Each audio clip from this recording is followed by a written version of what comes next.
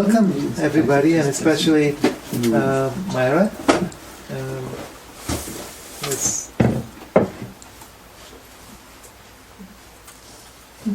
Is it Myra? Mariah. That's Mariah. Okay. So how's everybody? So any special dreams? I woke up at 4 o'clock and I felt like every cell in my body was shifting. Yeah. It was, and I was really, excuse me, in my body, and I saw that it's real. Sri Aurobindo's idea of bringing the light in, carving out the dark, going back up, bringing in deeper, higher, deeper, higher, deeper. I think it could be scientifically measured. Yeah. I mean, that's how real it felt to me. But now I went back into my head. Well, you bounce back and forth. And 4 o'clock in the morning, for many people it's 3 o'clock, 4 o'clock. It's a special download time. So it's when you're particularly opened to really powerful frequencies. Experience. Yeah, after I first learned the Inca work, about March of this year, I would be woken up every morning at 4 o'clock, and I'd do the Inca practices for an hour, and until it was like the whole body became activated, and after a while it just becomes automatic. But how many of you feel that, like 4 o'clock, 3 o'clock, like something wakes you up and you just feel this download? Yeah.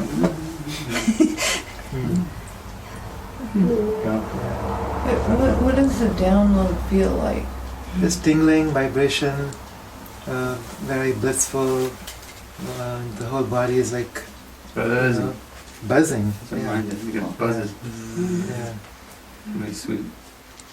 So that hours just before sunrise is when the prana is the strongest. So the body is responding to the prana in the atmosphere, and then its own kundalini gets activated. Yeah. And what? The kundalini energy, the fire of the spirit within the body, starts awakening. Oh, I just wake up and I have to go back to sleep. Yeah. Well, when you wake up at that time, it's a very potent time. So some of the practices, like what we did yesterday, if you can just do that for 10 minutes and then go back to sleep, you'll notice that you feel very different. A lot of things get cleared out. It's great for your health because you're vibrating differently. And then you're just, clearing a lot more than you could normally. Your dreams are different. The second time you wake up. Yeah. I had a question. The work that we did in India, the hands-on energy work, what was the origin of that work? Because I was a participant. The Inkanoor.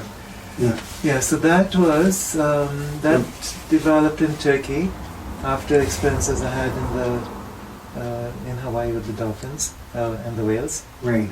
And so then Ra was communicating about different aspects of consciousness that are linked with different parts of the brain. And so gradually this work pieced together. I was curious how you got into the Inca work, from that, Yeah, so the Inkanoor work was independent of the Inca work. But then when the Inca work came, it just fit together so well, because the Inca work allows access to the three worlds in a much more refined way. And then when you're integrating the three aspects of the self, it happens much easier. Cool. So it's like you just link up with multidimensional consciousness within the body, and then with subtle bodies. Did that come through something you read, or did you experience that with somebody? Both. Both. And it's basically a transmission from Ra and the ancient Egyptian tradition. Cool. So the mystery schools that were used back then to align the Merkaba with the higher bodies, and then to eventually move into physical immortality. Because this is a possibility for us now. It's like we talk about anti-aging and bypassing the barriers of the subconscious mind that keeps us trapped in a lower vibration of duality. And as that bypasses, then the new frequencies can be easily assimilated. And then naturally, as the DNA gets activated, we move into more and more of an activation of the potential in the DNA, which is huge. So all the divine potential is here right now. It's just that it's not being used. And so as that opens up more and more, we're designed for immortality, we're designed for freedom, we're designed for multidimensional consciousness.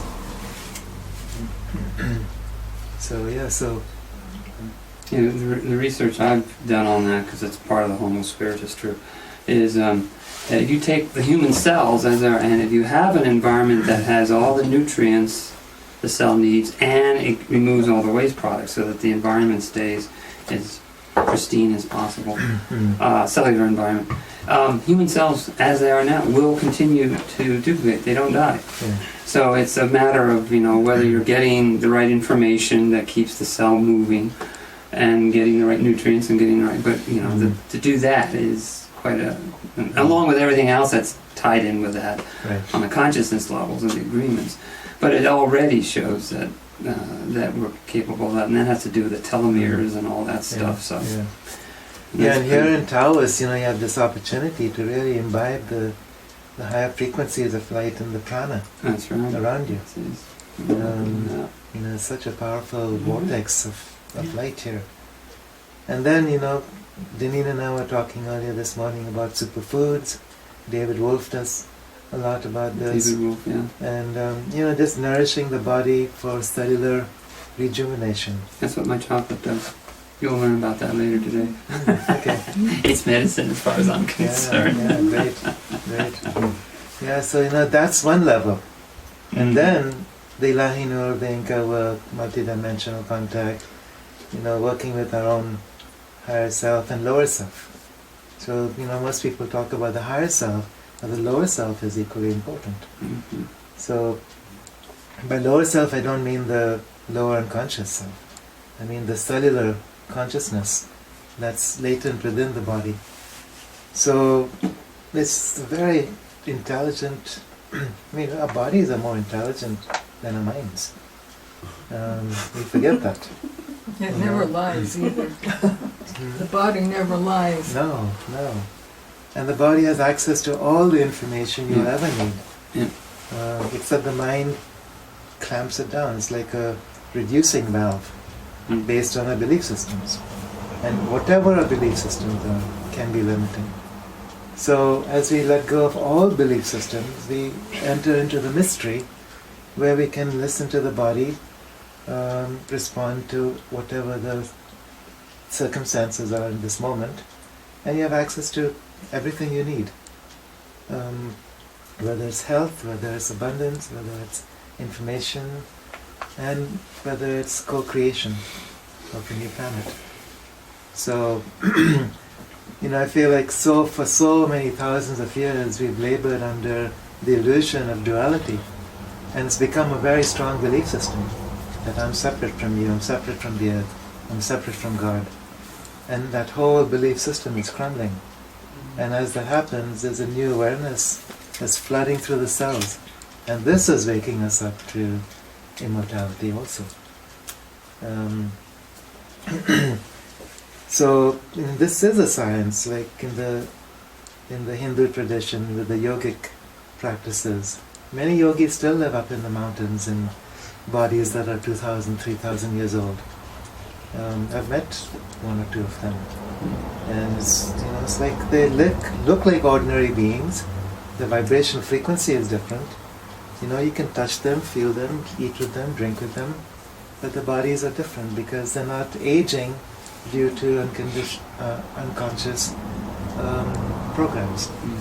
And as we are letting go of our own programs, that's gradually happening. Most of the time we don't realize it until 100 years have passed by and you're still looking the same. So somehow I'm not feeling that ache and pain anymore. or I'm not thinking in terms of the old stories. I'm not attached to the stories of the past. Then suddenly you realize, 200 years have gone by and life has changed around you, and you're different. And now there's an opportunity. This is like the pivotal point, where enough humans are tuned in to the new possibility to go beyond the subconscious programs, that we can actually break through into a collective awakening, collective immortality, activating the full potential of the DNA and the Homo luminous. So this isn't a dream anymore. So even 10 years, 15 years ago it was a dream. Yeah. But now the frequencies are changing. So it's happening. How are you basing that? I mean, I'm in agreement but what are you using as benchmarks to say, it looks like it has shifted, something that you Right. might call definitive, measurable, Yeah. more than just, that's a nice experience, but becomes, consistent. For me, it's been like Joe was asking about Inkanoor. It's a field, and the practices we've been doing with Inkanoor to attune to that field, I can notice the field itself has changed. Yeah, okay. Because there's subtle connections that start happening, and it's a collective field, so you can tune into that collective field that goes far beyond a human consciousness. It's the consciousness of what's possible from the level of the divine human. So Sri Aurobindo talks about the stages, the animal human, and then the human human, going from the instinctive to the rational mind, and then from the human human to the divine human, from the rational mind to the cellular mind, which is linked also with the intuitive mind, and then from there to the supramental human, which is multidimensional. This is God in form. So, as consciousness changes, as we tune into different levels of the mind, you can also tune into the field. So it's more than just reading the field. So it's the reading of the field, and also noticing how that field imprints on human culture and society. So, it's paradoxical, but it seems on some level that things are falling apart.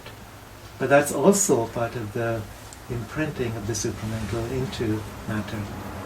So the falling apart is a response to the unified field, stirring and breaking up old patterns, bringing them to the surface so it can be unified. And so he talked about the supramental catastrophe, which isn't about death and doomsday. It's about a unified force that's penetrating so deeply into the heart of matter, into the deepest unconscious or inconscient energy systems, that it's stirring up everything that's shadowed.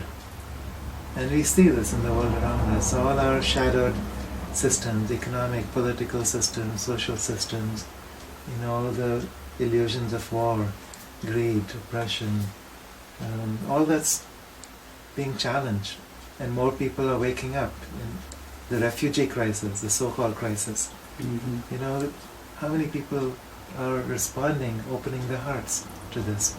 All over Europe, the governments are, trying to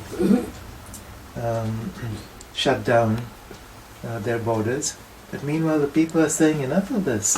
They belong in the human family, and they're bringing food, they're opening their homes, they're vetoing what their governments have decreed.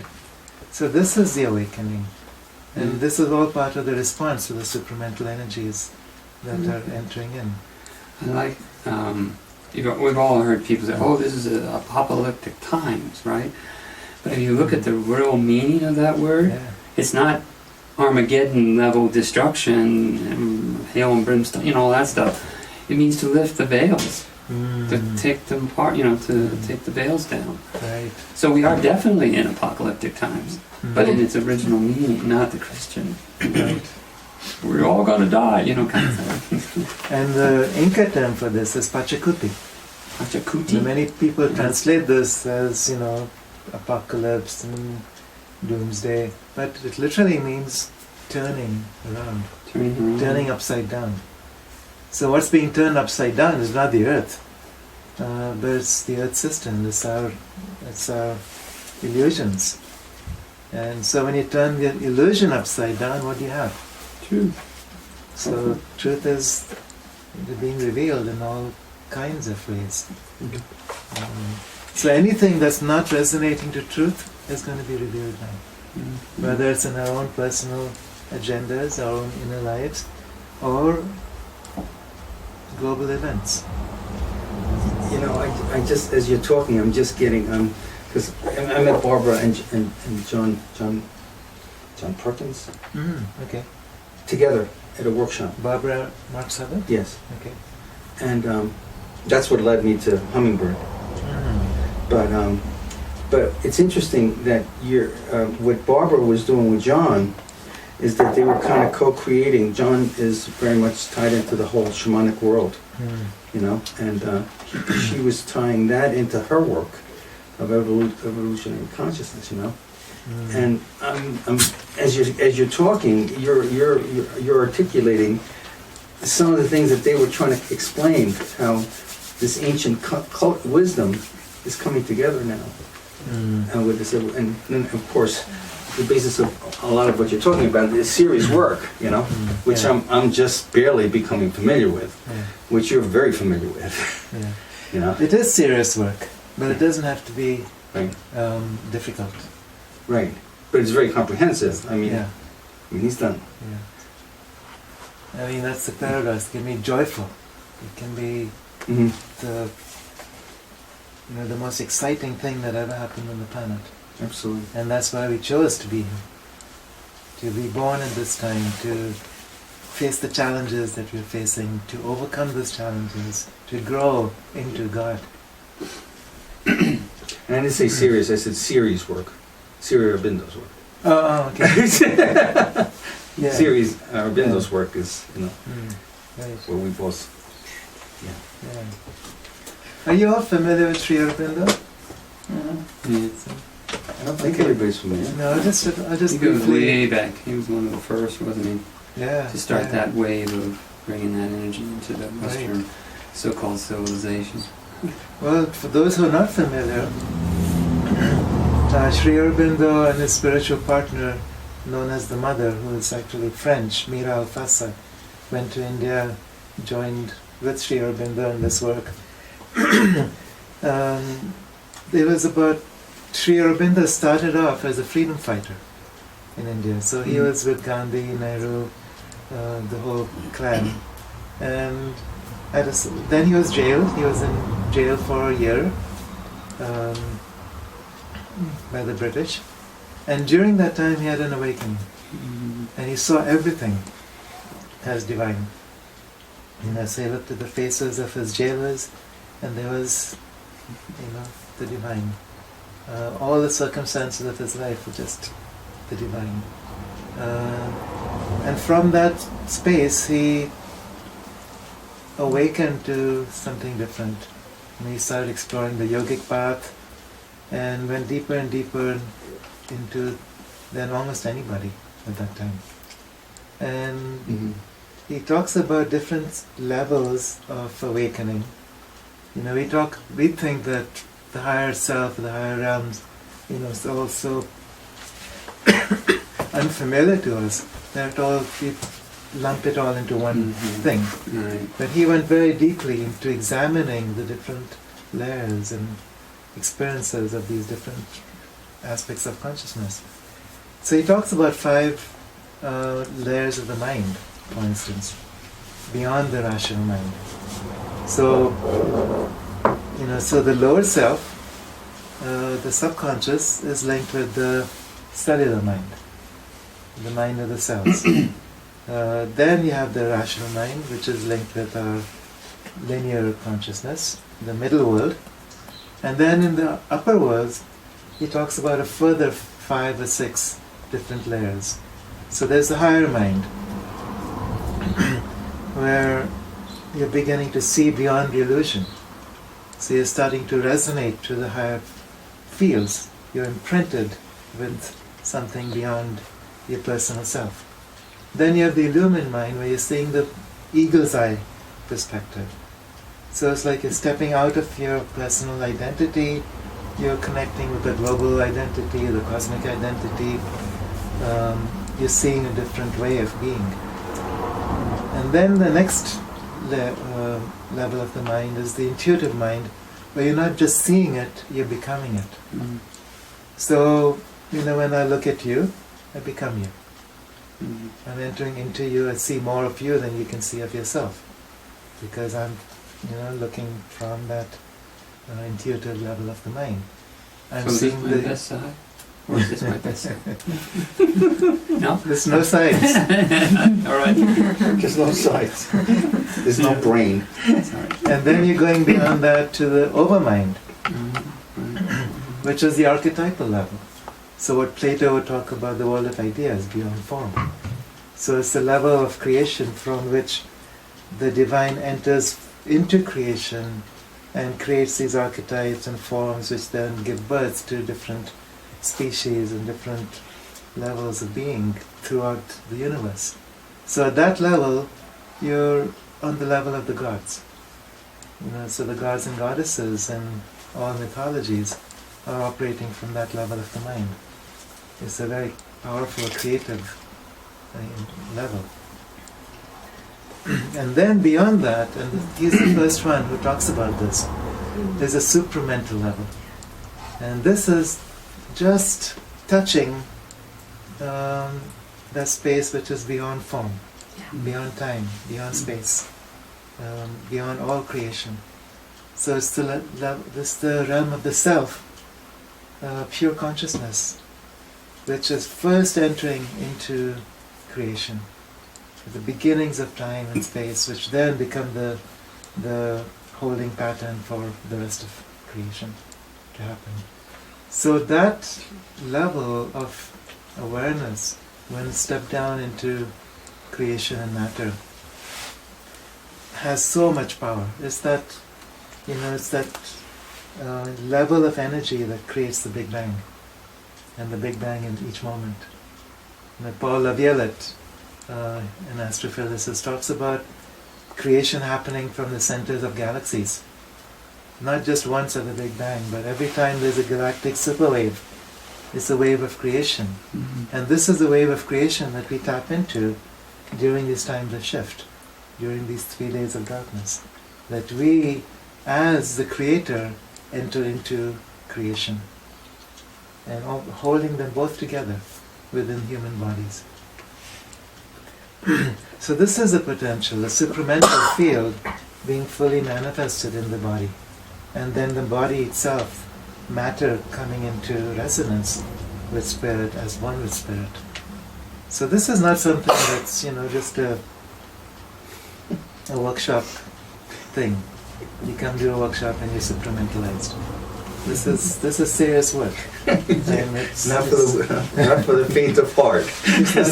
but it's happening collectively. So what Sri Aurobindo and the mother were about was to anchor this deep into the cells of the body, in the recognition that if it could come through one single physical body, it actually penetrates into all bodies, all matter, because all matter is connected on this level. So the great work of the mother after Sri Aurobindo died in 1956 was to anchor this through her body into the collective field of matter. And then since then, it's been 60 years. Since then, the supramental field has been awakening within matter, within creation, within our human, political, economic, social systems. And we're experiencing this. So, look at the world 60 years ago, and look at where we are now. It's totally different. We have transformed so much already. Mm. And the supramental now is, it's crossed a certain threshold, and it's becoming faster. It's becoming an exponential expansion.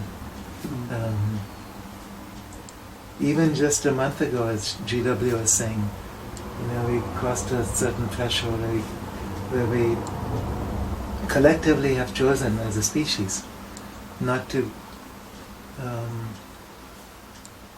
allow oppression, domination, and fear anymore. So things like 9/11 cannot happen anymore because the human collective is saying enough. We need truth. No more cover-ups. No more control, domination, oppression of the 99% by the 1% in an attempt to rule and take over through mind control. The mind cannot be controlled anymore because we are waking up. So this is a change that's happening. So this is a supramental field beginning to penetrate into the field of matter. And it's the beginning. There's much more to come. And, within our lifetime, in fact, I would say within the next 2 or 3 years, we'll be seeing so much significant change that it'll be mind-boggling. Because the way the magnetic fields are collapsing, and this is what we talked about yesterday, the point of magnetic reversal could happen just like that. It could happen within the next 3-4 years. And as that happens, then a new level of creation begins. A new descent of our higher self into the field of matter, collectively. And not just human species, but all species. We're also reconnecting with the galactic families. And we talked about this the other day. Being Alliance and Space Program and all that stuff. Yeah. And the US government and other governments have been involved in this for a long time, but mostly on the dark side. Right. And now that cannot be tolerated in this new frequency. There's been a quarantine of that level of galactic control. So now what's happening is that there's beings who have been kind of on the periphery watching and observing, who are being invited to participate more fully. Light beings from across the galaxies who have the technologies, who have the abilities, and who have the power to actually step into our history at this time with our conscious invitation. We are part of that. We are not separate from that either. So each of us has roots going back into galactic history. Pleiadian, Arcturian, Andromedan, whatever, Larian, and many star systems, many different roles and times. And now it's like this Earth is a schoolhouse for assimilating all these different species, coexisting, cooperating, not just human species, but all species on this Earth, millions of life forms, in animal forms, reptilian forms, trees and amphibians and fish and mammals, all beginning, the web of life has always existed, but we're stepping into a new order of this web of life. So it's an exciting time. Yeah, time to be around. So, that's why so many new children are being born from across the galaxies, who hold these frequencies, who are here to anchor these frequencies. And we're awakening to this in ways that were not possible before. One of the things I got was, I don't remember exactly when, but Sophia Ogaya no longer is allowing any souls that are operating in a third-dimensional consciousness or duality consciousness to incarnate on the planet. That door's been closed. Yeah. At least last year I got that sense, and others have been talking about that as well. So that's another example. When we look at benchmarks, what are the indicators that something is really going? That was one of them. We've actually shifted from third-dimensional consciousness already into fifth dimension. This was the two timelines we were talking about yesterday. The timeline that has to do with doomsday, death and destruction, which was a very strong possibility up until 2-3 years ago. there's a third dimensional timeline which is based upon duality and separation and the outcome of that, the karma resulting from that. Right, and then dealing with duality and separation is our own individual responsibility. I mean, that's what the work that we have to do within ourselves to get ready for this, as this is happening. So people might intellectually understand what you're saying, okay? But as far as what I know about this work is you have to do your own work around, understanding the illusion of separation and this concept of duality, Then we can get out there and start talking about, spaceships coming down and trying to communicate with us. Because they're not going to communicate with us. They cannot communicate with us unless we are able to connect on that level of consciousness. Exactly. Unless it's the low level, Right. space beings who Right. are Yeah. not needed anymore. Barbara talks about that also a lot. Because she's out there talking with these, these government agencies and these people that are investigating, these extraterrestrials trying to communicate with us. Yeah. She talks about it in that same way that you mentioned. Yeah. Yeah. So This is really good. the work we'll be doing with Inkanoor, this is a very easy way to begin to downstep those higher frequencies into the body. It's because this field is already here, and we can tap into this field. And so it's linking up with the higher mind or the higher self, with the middle self and the lower self through different mechanisms in the brain which are attuned to these different states of consciousness. So we're just linking them together, aligning them. So, as you do this, maybe if it's a 5-minute treatment, and you start to open up to those levels of the self. So it's not like you have to spend years training, meditating, and preparing. It's here. It's something our bodies are designed for.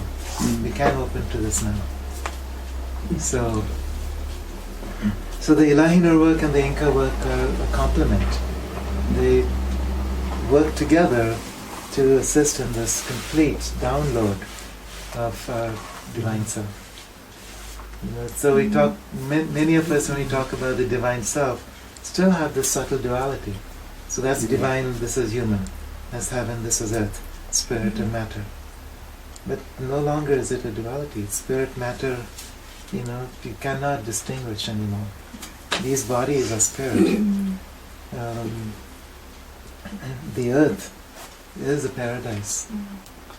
It's just a matter of seeing it, shifting our inner perspective so you can see what's out there. So what's out there, if I see this from eyes of duality, I create duality. So I'm responsible for that. I'm a co-creator of duality, if that is my inner vision. And soon as I change that inner vision, that inner perception, then everything is different. I can no longer be in judgment. I can no longer be in fear. Hey, Deva. Welcome. One thing that I've noticed, and I guess it might be a marker, is, powers that were, or I guess even to the darkness in any of us, if there's an agenda, according to the intention, it's much more transparent. It becomes obvious. To me, anyway. It's like, I thought at first I was just seeing it, but then I began to realize, in the whole of it, that it's like, it can't be hidden. And more people are seeing it now. It's one of the paradoxes or ironies for the Kabbalah, the Illuminati, is that they've always operated behind the scenes so that you could manipulate from an occulted point of view, because if you're not aware of what's going on, you're just accepting it, you don't know what's happening. And they wanted to come forth so that they could bring forth their agenda. our agenda, their agenda. Okay, in the sense of that timeline. But what happens is when you bring that out in the light, people wake up and go, "Hey, oh, so that's what's going on." No, I'm not interested in that now. So it actually is self-defeating, because when you bring light to that so-called darkness, it gets revealed and cannot remain in its position of power or manipulation on a subconscious level, because now it's in full consciousness, and everybody's like, "Wait a second, this doesn't smell right. This doesn't look right. What the heck?" And exactly, that's the purpose Yeah. of these agendas, because it's a reflection of our own inner personal agendas. So it's like, okay, here's my shadow reflected out there. What does it tell me about myself? And am I now willing to transcend that shadow aspect of me, which is reflected out there, and unify with the light? That's the supramental field. So the supramental field is pressing in so deeply and so strongly on the shadow aspects of the one reality on the earth, that it's bringing it to light, transforming it, and breaking down everything, all the illusions. So that's why we're seeing it so much more. It's like, that's why it's being revealed. So it's not that dark is getting stronger, which can be an apparent reality, but dark is simply being released and transformed. So we're talking about the Christ. This is the return of the Christ. This is the Christ consciousness awakening within matter. So it's a powerful time. Yeah. And if we can have simple tools to assist in this, that's what we're about. Yeah, so before you came, you're just talking about Sri Aurobindo and the supramental descent, and this time in the last 60 years when everything has changed. And the fact that if things have changed gradually stronger and stronger, from here on out it's going to be that much more intense. So the next few years we're going to see so many changes, so much transformation on so many levels, that is going to blow our minds, literally. So, let's get our minds blown. Yeah. But, Our brains blown. Kiara, are you talking about, like, personal transformation is going to be changed within a few years? And that you're not talking about what's going on in the news and all of that. That changing too. All of it. But it sucks. I mean, what's going on is really bad. But you're not talking about that. Okay, I'll give you a perspective on this. So what you hear on the news is one tiny slice of reality. It's the visible aspect that certain groups have chosen to highlight in order to create fear amongst people. And there's something else happening that's much more invisible and much more hopeful. So if you're not reading the news, if you're not listening to the radio or television, if you're just feeling directly into the collective human field, you get a completely different picture. People are much more kind, compassionate, resourceful, hopeful, and awake than ever before. They're able to respond much more easily and powerfully to catastrophes. Look what happens in Nepal. You have an earthquake. Millions of people focus their attention there in compassion and help.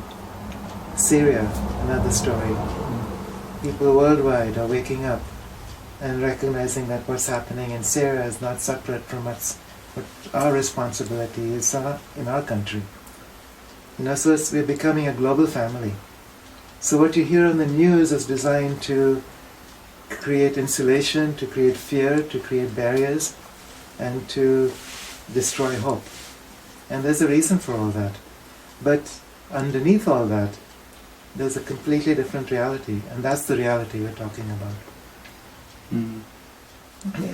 One of the indicators, Brzezinski used to be Jimmy Carter's Secretary of State or whatever he was. 2 years ago he said this. He said he was talking to the cronies, you know, the powers that used to be, instead of the powers that were. I love that.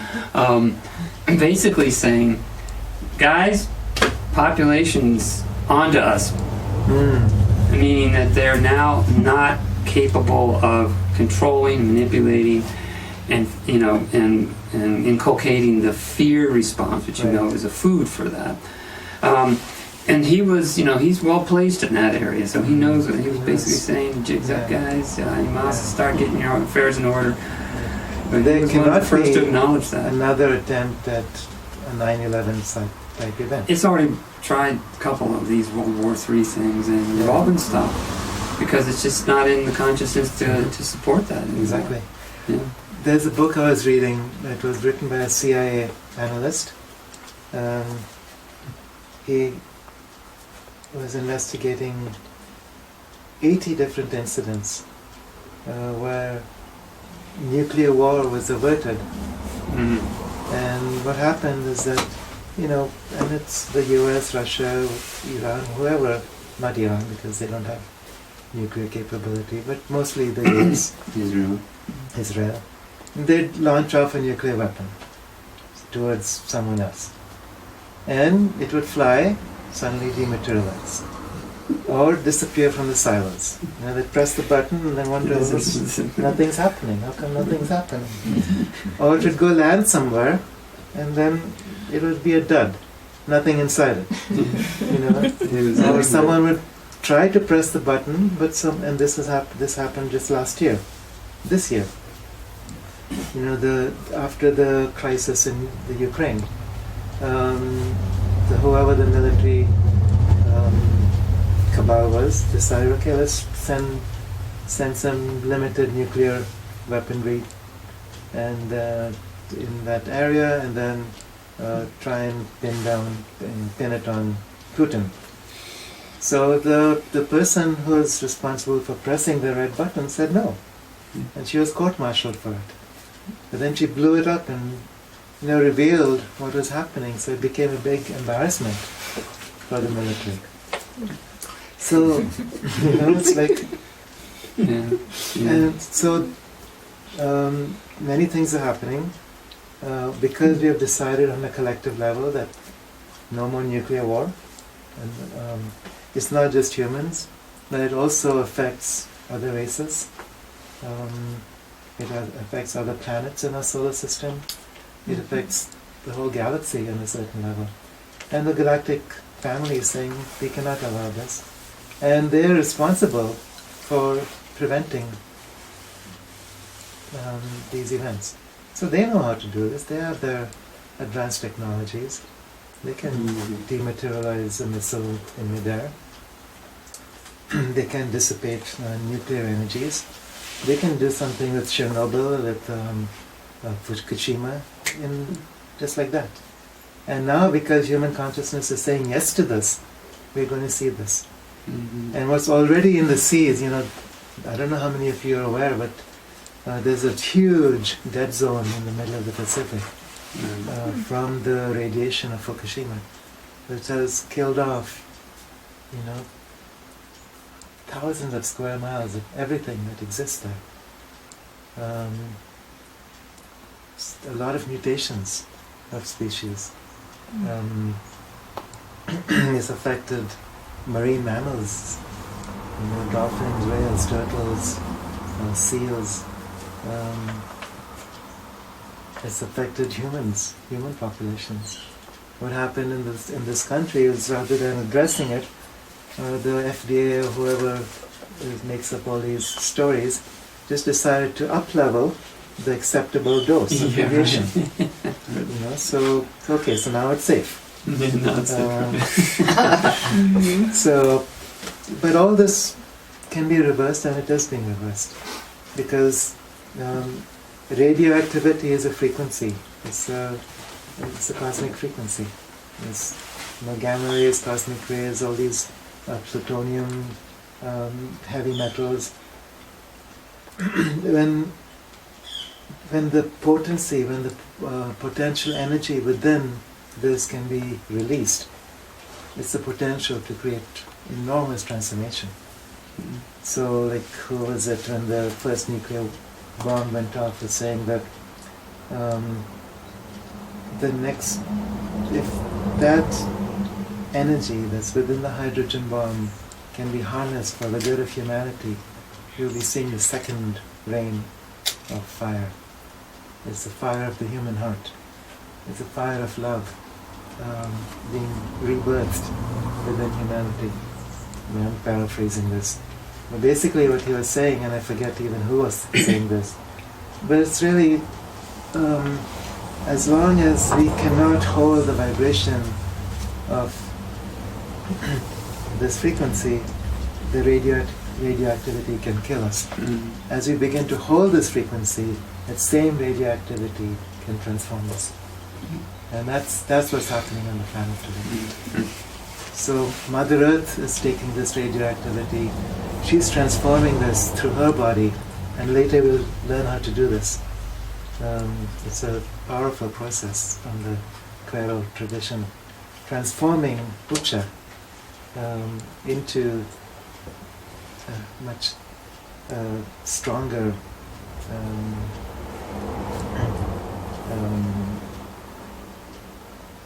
consciousness of unity. So that's already happening. So in response to your question, Jill, the invisible is much stronger and much more hopeful than what you read in the news. People are hypnotized by the news. And it's the last gasp of the controlling elite to try and control people's minds through fear. But that's not working anymore. And that's changing very quickly. So many people are feeling this already inside, that there's no dread, there's no fear, there's no sense of hopelessness anymore. Something is coming alive. You know this, you feel this deeply. Why is it? And then Spirit opens up the doorways. It's a great line from one of the music songs I like, and it says, I've been to hell and back. I've been to hell and back again so many times. It kind of bores me. So at a certain point we go, so what? Big deal. Hell is boring. You've had too much of it on the planet. I also like to call this, what they call it, the last call. When they're closing the bar down, and get your drinks in before they close. This is the last gasp of a really incredibly intense, dense, third-dimensional experiment. It isn't going to be around for many souls, not on this planet. It takes a while to develop. So I see it as that what you see coming out is this is the last ditch, time when people can get their experiences in before it just isn't available. Right. And like you say, there's this last call. That's it. After this point, not available. So come on, everybody! If you want to experience death and destruction and rage and depression, now's the time. It's the only time you have left. Yeah.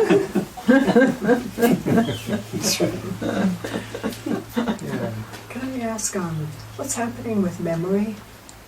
I'm just a blank slate sometimes. Well, good question. We talked about this a little bit yesterday. Oh, sorry. So our memories, so we have many different bodies nested together. So there's a physical body, the emotional, mental, and various layers of higher soul causal bodies. And they're all connected, linked together through electromagnetic fields. Now the magnetic fields of the Earth are collapsing. They're very rapidly weakening, and they come to a 0 point where the connections between the bodies are being disconnected. It's already happening. And as that happens, we're tending to lose our minds, feel a little bit disoriented, emotional upheavals, physical challenges, immune system breakdowns. All these things are a consequence of the disconnection. But what's also being disconnected is the matrix of the collective unconsciousness that we've carried in our genes for thousands of years. So the only way that this matrix can be dissolved is through a reversal of the magnetic fields of the earth. So this process is starting already. And so our identities are often based on our memories. And so as those memories collapse, our identities are also collapsing. Our sense of being locked into a human personality with a story is breaking apart. So what's happening in consequence is that our true identity, our true memory, which is based on the causal body, which is based on memories that go beyond one incarnation to a soul memory. We're reconnecting with that. So yes, one layer of memory is breaking apart, which we tend to identify with. And then our soul memories are being reconnected. And this is happening to everyone. So how many people are forgetting names and faces and details of things? It's not needed anymore. I can always ask somebody, can you tell me your name again, please? Sometimes I just forget my own name. Because that's not the story anymore. That's not the identity anymore. When you're living in these other identities, you don't need a name, you're just pure consciousness. When you talked about the intuitive mind, I become you. So there's no separation, there's no naming. I am experiencing you, as an essence. So this is the progression now. So more and more we'll see a certain level of forgetfulness, but it's also a certain level of remembrance at the same time.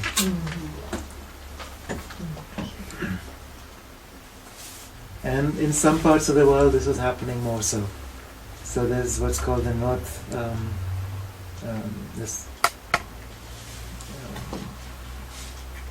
forget the name here, the South Atlantic anomaly. Anyway, it's a region through much of South America where the magnetic fields are much weaker than elsewhere. And when the magnetic fields are weaker, it means that transformation happens quicker. The Russian scientists have made a correlation between lowered magnetic fields and the increase of psychic abilities, or extrasensory perceptions. So people are becoming awake to higher realities, to more of who you are. So there's certain parts of the world where it's stronger, some places where it's weaker. In this part of the world it's actually stronger, relatively speaking. Which is why there's more resistance at this time. But it's breaking down. And it's almost like it's all intelligent. Mother Earth is a highly intelligent being. She can shift these fields around to where it's needed, to where things need to be opened up. So in the Middle East, it's the same thing. The magnetic fields are relatively stronger and forcing things to the surface. So wherever it needs to be forced to the surface, that's what's happening. Wherever there's where people are open and ripe for transformation, the magnetic fields are weakening. And eventually we're preparing for a time where the whole planet's magnetic field drops to close to zero. So right now there's not just a single magnetic polarity, there's 2 or 3 axes of polarity. And that basically these fields cancel themselves out until you basically have zero polarity. And then you have a certain period of time, a very short period of time, when everything drops away. It's like a cocoon stage for a caterpillar. In this 3 days of darkness, as the Incas talk about, or the Mayas talk about. And within this time, from the chrysalis comes the butterfly, the human butterfly, new species emerging on the planet, the divine human entering into the physical body. So it's literally a new species existing within our current species. Just like the butterfly exists within the caterpillar already. But in the metamorphosis, new DNA gets activated, the old DNA collapses, and you have the butterfly. So all this has to do with magnetic fields. That's the mechanism through which this happens.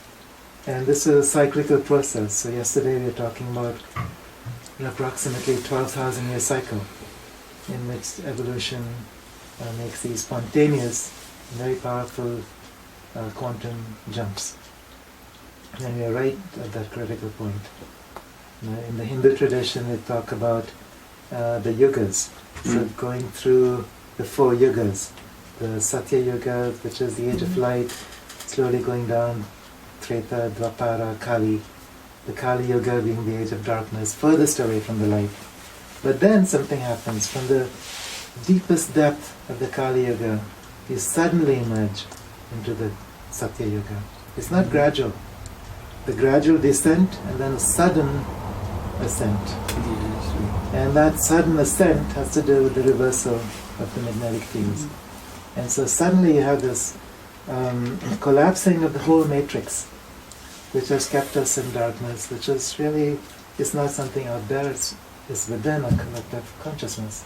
And then from that, we enter the age of light. So it could be just 2 or 3 years away from the emerging Satya Yuga. And according to G.W. Hardin, this is already happening. So I was telling people yesterday, G.W. is a friend of mine who used to work with the NSA. And so they're mapping human trends. So yes, they're snooping on everybody, but that's only one aspect of what they do. As they collect all this data, it's the ability to predict the future based on current trends. And so what they're saying is that we've entered a time now where collective human consciousness is awake. No longer are we able to stand by and experience global events such as what happened with 9/11, or with nuclear devastation, or with human tragedies. We're saying enough of that, it's time to support each other compassionately. So things are accelerating. And much of what I see as the agent of transformation is this Inkanoor field. It is a supramental field, it's the same thing. So the Inkanoor work, Inkanoor means divine light, but it's a unified light. It's not light as the opposite of darkness. It's the light that comes into deep into the subconscious, transforms it, brings it into light so that there's no shadow. That's awakening. And that's when we activate these higher aspects of the mind to become the divine human. So how do we do that? Oh, that's what you're going to be here for. I learned something, I don't know if you guys have heard this, about the metaphor of the caterpillar butterfly, and it's always a nice transition. Well, they found out something really interesting. When the DNA kicks in for the butterfly, and they call them imaginal, I love this, imaginal cells, which are the new cells of the new body. When they first come out, the caterpillar attacks those cells because the caterpillar's defense system, the immune system, which is still intact at that point, sees the imaginal cells as not self, which is what the immune system is designed to do, is to kill off non-self cells. So it's an interesting, again, another little piece of how at first there's going to be chaos in there. There's going to be reaction and stuff. Resistance. And at some point, the imaginal cells are just proliferating so much, and of course the caterpillar's immune system is degrading, that it just, there's a turning point. And then the butterfly asserts itself to its full measure. So that's why our immune systems are going through so much cancer, immune disorders, all this stuff. It's part of the metamorphosis process. Yeah. For several months, I was feeling extremely dizzy, and my memory was really, really bad. And then that stopped just a few weeks ago. And so I'm suspecting that my body caught up. Do you know? That because I'm not so dizzy anymore, my mind's a little bit better.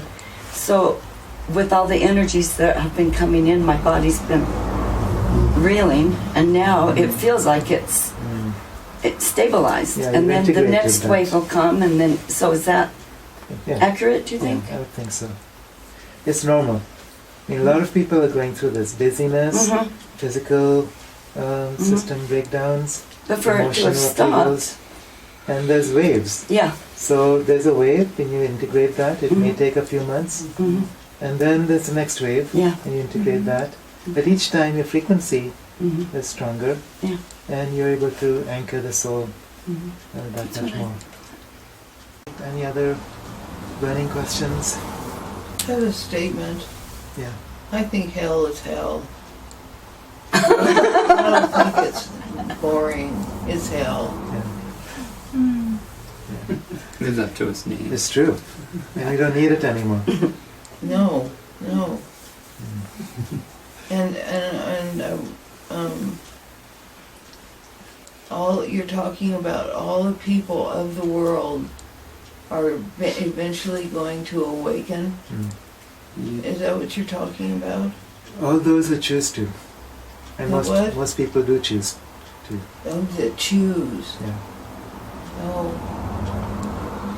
And most people don't think they have a choice.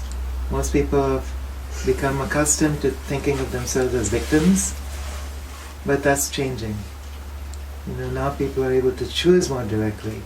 And 99% of people, all people, are choosing wellness.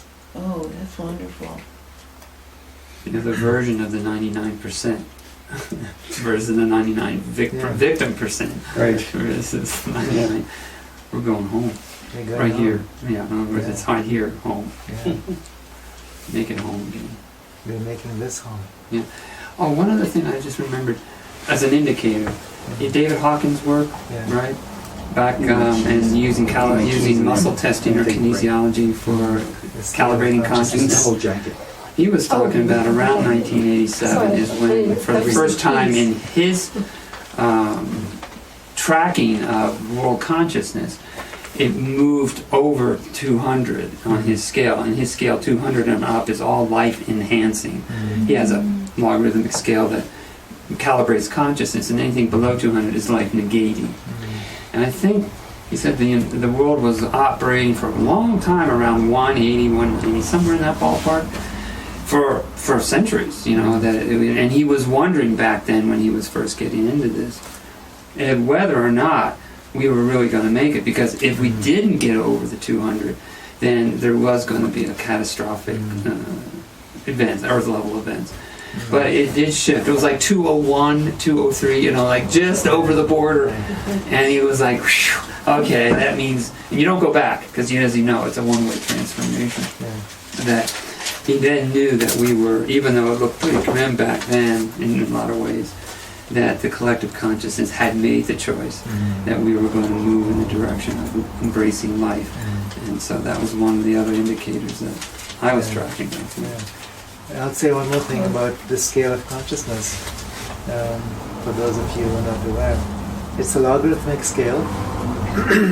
So once you begin to cross 200 into more life-enhancing frequencies, the higher up you go on the scale, you counterbalance that much more. So, for instance, if you're 300 on the scale, you counterbalance maybe 1,000 people who are below 200. When you get to 400, you're counterbalancing 1 million people. When you get to 500 or 600, it's 10 million people. So one person at 700, 800, 900 can counterbalance millions, tens of millions of people who are operating below that scale, or below 200. And what that means is it's not a matter of how many people are awake, but how awake we allow ourselves to be.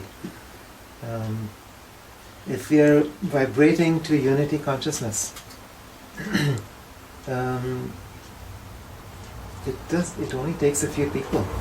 This group of people, this circle of people, once we learn how to do this, can transform a whole culture.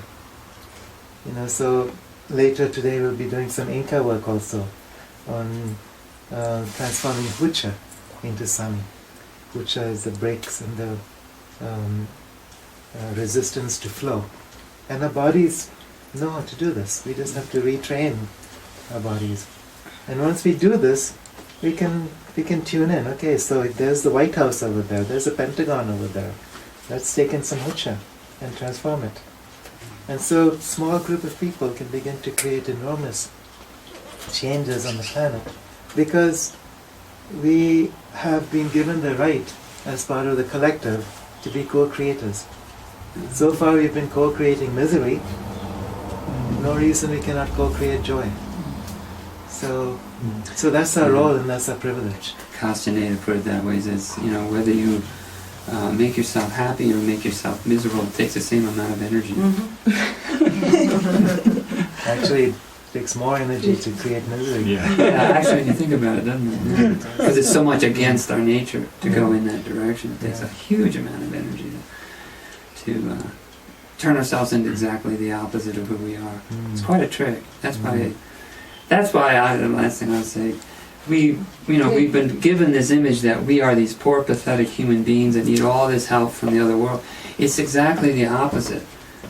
We are the ones that have been willing to go and turn ourselves upside down, and to do that, and inside out, and to do that takes tremendous consciousness, courage, maybe some insanity thrown in there to be willing to do it. I don't know, but the thing is, the ones we who are emerging from this cycle are being honored by the galactic because no one else has been willing to pay the price of separation, to forget so much, to go into such density.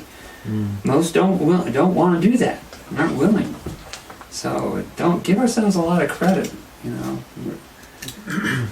Yeah, to come in from galactic sources, to come into the earth plane, to consciously choose to forget, so we can enter into the vibration of the matrix, and then transform the matrix.